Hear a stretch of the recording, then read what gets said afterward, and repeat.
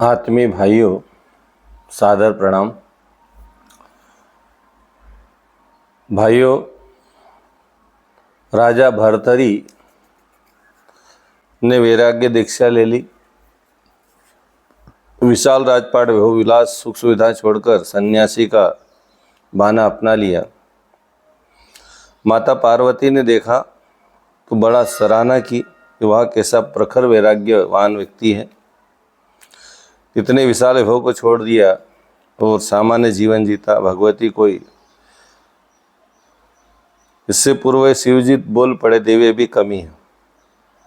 माता पार्वती जब राजा भर्तरी की तारीफ करने लगे, भगवान शिव ने का भी कमी है।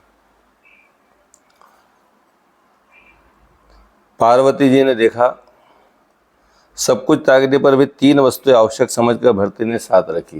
पहला था जलपात्र, दूसरा था तकिया और तीसरा था हाथ का पंखा।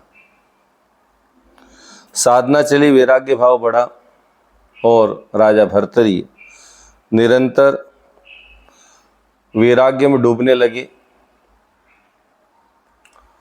आत्मिक संतोष प्राप्त होने लगा, ज्ञान बढ़ने लगा। तो धीरे धीरे जो साधन साथ में थे उनने छोड़ना शुरू किया। सबसे पहले उन्होंने पंखा छोड़ा। परमात्मा की अनंत कृपा है, सर्वत्र वायु बिखरी पड़ी है, निरंतर हवा चलती रहती है, तो पंखे की कोई आवश्यकता नहीं। दूसरा तकिया उनने रखा था। धीरे धीरे उनने देखा कि भाई इस भजन को भी साथ में क्यों ले, जब भगवान ने हाथ दिया तो हाथ को ही तकिया मानकर उसका उपयोग किया जाए, और धीरे से वो भी छूट गया। अब था जलपात्र। जलपात्र को धीरे धीरे उनने छोड़ दिया इस भाव से कि ये भगवान ने मनुष्य के लिए, प्राणी मात्र के लिए जल की व्यवस्था की है, तो इस भजन को भी क्यों साथ में लिया जाए। और ये भी मोह धीरे धीरे छूट गया, वैराग्य भाव जागा। फिर क्रमशः अपना समय, अपना ज्ञान वो निरंतर मानव कल्याण के लिए लगाना चाहते थे। इसलिए उनने वैराग्य शतक लिखना आरंभ किया। वैराग्य के ऐसे 100 सूत्र हैं जो राजा भर्तृहरि ने लिखे हैं और मानव कल्याण के लिए जिनको वैराग्य भाव जगाना हो, वैराग्य शतक जरूर पढ़े। उसके पहले तो जब राजा थे तो उनने मनुष्य की सौंदर्यता पे जो है लिखा था, उसके भी 100 शतक सूत्र लिखे। लेकिन जब वैराग्य भाव जागा, घर संसार छूटा, मानव कल्याण की बात जब दिमाग में आई, तो उनने कहा सच्चा स्वरूप, सच्चा सौंदर्य तो आत्मा का है, और उसी पर उनने अपना ध्यान केंद्रित किया। भिक्षा के लिए नित्य नगर में जाते, भिक्षा की सुविधा के लिए श्रद्धाओं के निकट ही कहीं निवास की बात सोचते। वैराग्य भाव और परिपक्व हुआ, अपने अनुभव को जनहिताय समाज तक पहुँचाने वैराग्य शतक लिखना आरंभ किया। शमशान में निवास प्रारंभ कर दिया। भोजन के लिए भिक्षार्थ भी जाना बंद कर दे। कोई कुछ दे गया तो खा लेते, अन्यथा निराहार भी साधना चिंतन में तल्लीन लेकर लेखन कार्य आरंभ रखा। एक बार 11 दिन तक कोई आहार नहीं मिला, भूखे रहे।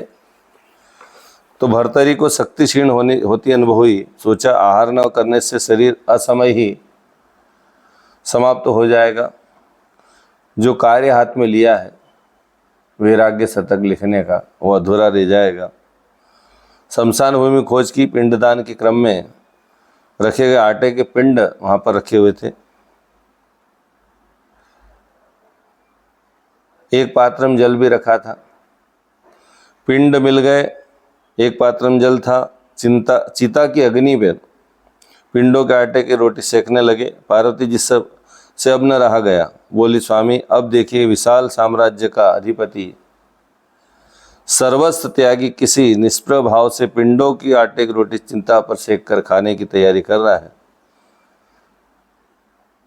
ऐसा वैराग्य इतना बोले ही थी माता पार्वती। शिव जी पुनः बोले, देवी अभी कमी है।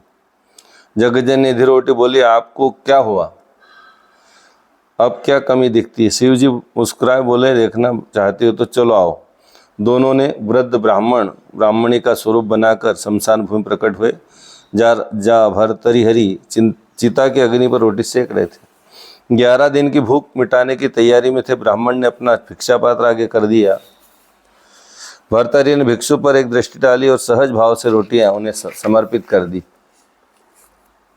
स्वयं जल पात्र लेकर पानी पीकर ही पेट की अग्नि को कम करने को तैयार हुए। ब्राह्मण ने वेशधारी शिव बोले, रोटी खाकर पानी कहाँ पीऊँगा, वह भी मिल जाता तो। भर्तृहरि जलपात्र से उसे थमा दिया। ब्राह्मणी वेश में पार्वती ने पति पर प्रश्नवाचक दृष्टि डाली, मानो पूछती हो अभी भी कुछ कमी है। शिवजी ने पुनः वही वाक्य दोहराया। भर्तृहरि ने उनके हाव भाव से देखा, पूछा, आप नेत्रों की भाषा में चर्चा कर रहे हैं, क्या बात है। ब्राह्मण बोले, यह कहती है तुमने इस बेचारे का सारा भोजन ले लिया है, इसे कष्ट होगा। अच्छा ऐसा करो, आधा तुम इसको वापस दे दो,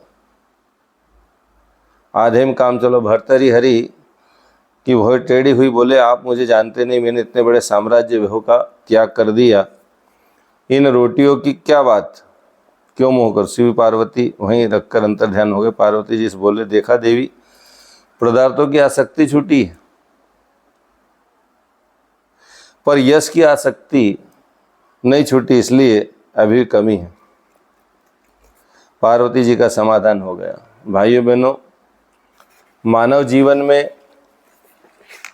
आदमी सब कुछ छोड़कर भी जो छोड़ता उसका दम भरता है कि मैं ये नहीं करता हूँ, मैं पानी नहीं पीता हूँ किसी के यहाँ, मैं भोजन नहीं करता, मैं कहीं पर नाश्ता नहीं करता हूँ, मैं इस प्रकार से व्रत कर लेता हूँ, मैं इतनी साधना कर लेता हूँ, उसका भी दम्भ बन जाता है, उसका भी अहम बन जाता है, और वो भाव भी मनुष्य के पतन का कारण हो सकता है। हालांकि राजा भर्तृहरि ने अपने जीवन को शानदार जिया और उनको अपनी कमी और गलती का एहसास हुआ और इतिहास में वो अजर अमर हो गए। भाइयों बहनों, अमर वो होता है जो अपने कर्मों को ठीक करता है। अमर शरीर से नहीं होते हैं, अमर व्यक्ति अपने कार्यों से होता है। इसलिए हम प्रयास करें कि अपनी कमियों को ढूंढें। परम पूज्य गुरुदेव ने कहा कि हमको खुद को बदलना है, अपने आप को बदलना है, अपने आप को सुधारना है, अपनी कमियों को देखना है। आज हम दूसरों में, औरों में तो कमियां ढूंढ निकालते हैं, लेकिन अपने अंदर की कमियों को देख नहीं पाते हैं। इसलिए कोशिश करेगा अपने अंदर की कमियों को देखें।